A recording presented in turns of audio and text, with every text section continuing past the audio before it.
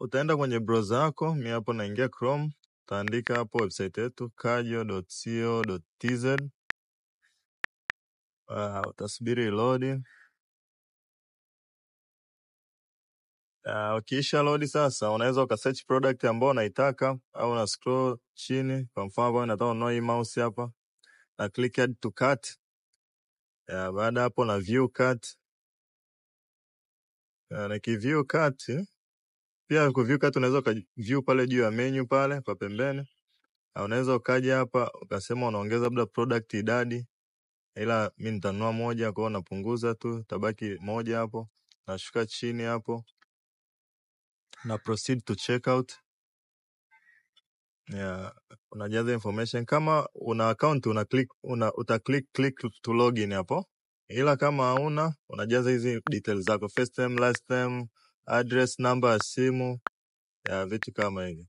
Password yako sasa iwe na herufi kubwa na ndogo, una mix, alafu utaweka na namba, na pia weke na special character kama labda alama ulizo, vitu kama hivi. Naweka hapo Kinondoni. Zip code kama uijui utaandika tu 05. Naweka namba ya simu hapo, email address yako. Kwa password uzingatie hayo maelezo hapo. Password uzingatie hayo maelezo. Sasa tashuka hapo, tashuka kwenye malipo, una place order yako. Utaona hapo order namba yako hapo, alafu italodi sehemu ya kufanya malipo. Hapa sasa eka namba yako ya Tigo au Airtel. Voda sasa hivi tunaifanyia kazi na changamoto kidogo. Shika namba yako na proceed. Itakuletea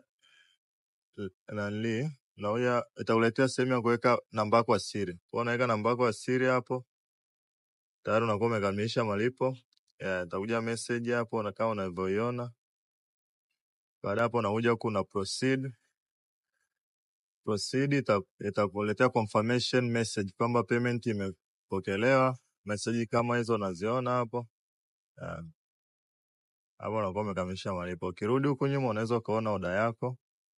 Na pia ukiingia kwenye my account hapo, unaweza ukaona order yako.